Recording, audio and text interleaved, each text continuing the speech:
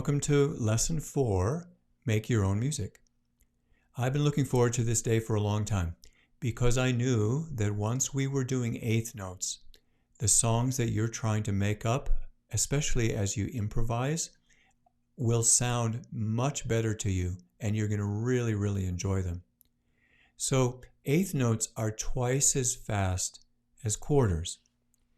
If we take this new position, G position, that I cover in the scale and the echo, we start on the G, and then we have the 5 fingers and the 5 notes that are underneath them, right?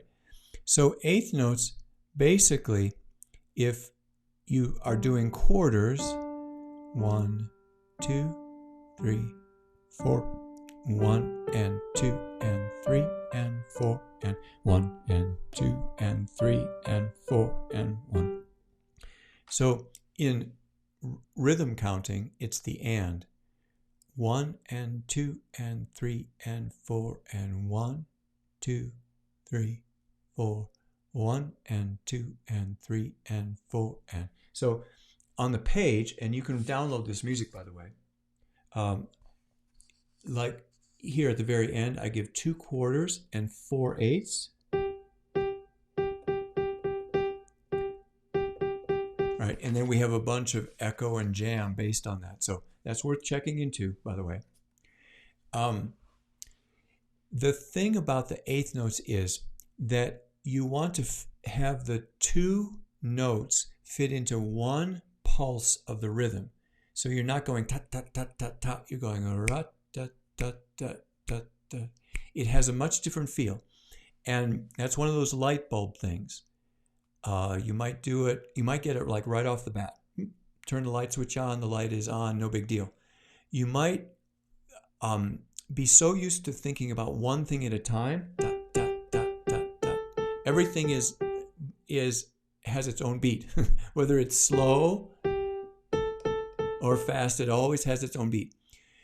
What we want to be able to do is we want to play one thing and then feel the beats. This is like where the right and left brain are working together. So the right brain kind of sees the forest, the left brain sees each tree by itself. We want to be able to, in a way, use your peripheral vision. That's another way people get this.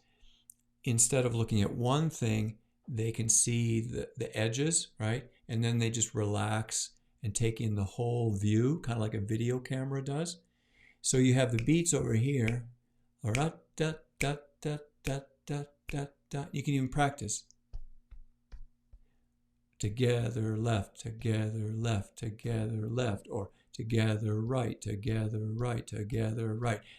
Language is a great way to learn rhythm. So I didn't do that accidentally. Coming up with your own words. 1 and 2 and 1, 2, 3, 4. 1 and 2 and 3 and 4 and. There's a lot of different ways to do it. If you can do it 3 or 4 different ways, you're even further ahead. So I just kind of showed you 3 or 4 different ways to do it. If you can find the one you like the best, stop the video, practice a little on your own. It can really help. Okay, so when you go to play, one of the things that I found, left hand generally is going to play slower than the right hand. This is, notes are the same speed. I'm just making this up, by the way. It's not in the music. So those are quarters, and then you learn to go twice as fast. All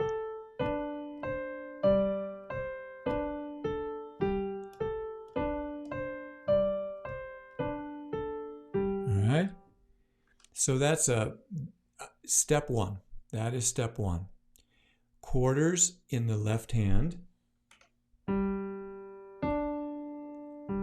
And go back and forth between quarters and then eighths. Some people need to break it down. And then they echo that.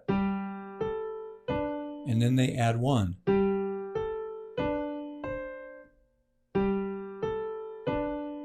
And then they add 1. So they do it super slow. Then you can do the reverse.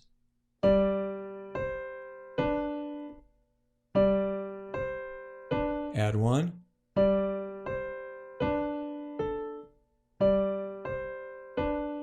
and add one,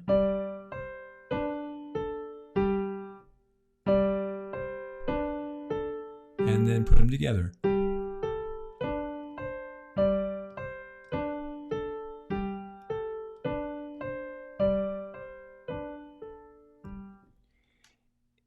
That is pared down to its most basic. So now let's make it sound more like music.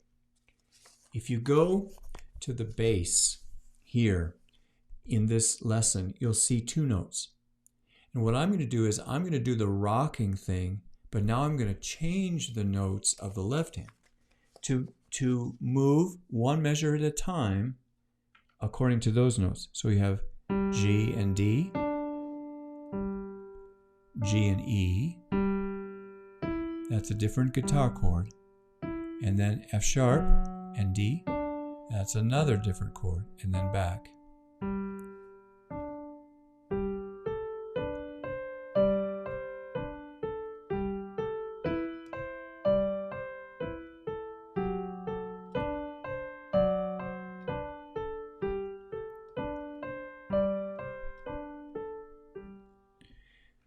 So that's a chord pattern of 4 measures where I'm changing the chord. I'm changing the chord once every measure.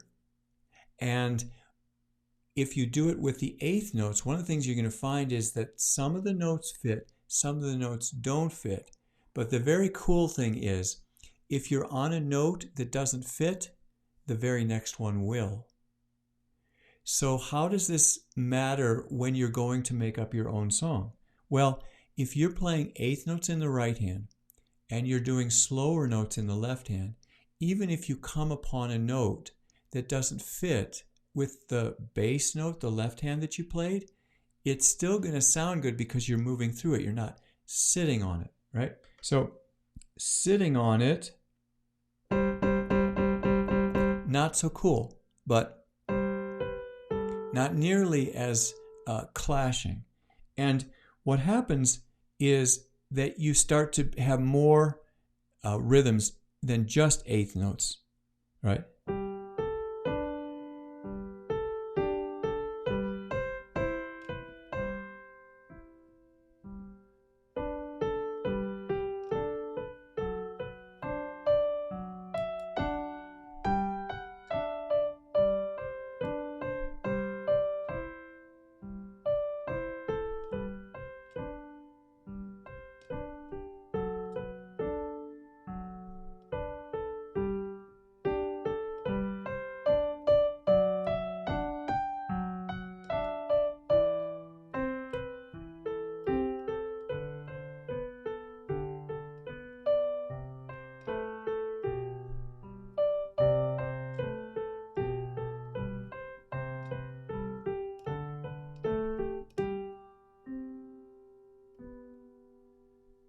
All right. So I expanded on the idea. I started changing the left hand to new chords, and then I was matching the melody notes with the chords like we talked about in the previous lesson. This is almost a full picture. You could spend months working with eighth notes and quarter notes, with the rocking of the left hand, learning to choose the notes that happen when the chords change. Talked about that. That was the big idea for lesson 3.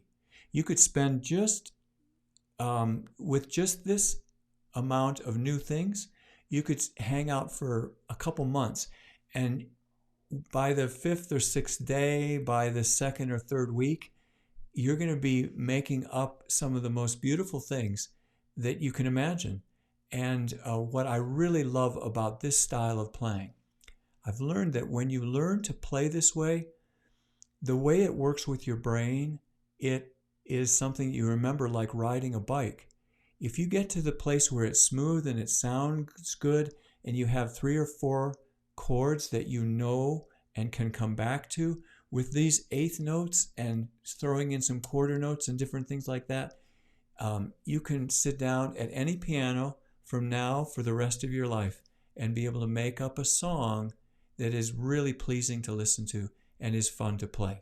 So I'm really excited to get to this spot, and I'll be adding things as we go and filling in the blanks so that you kind of figure out, well, why does this sound good and this one not so much?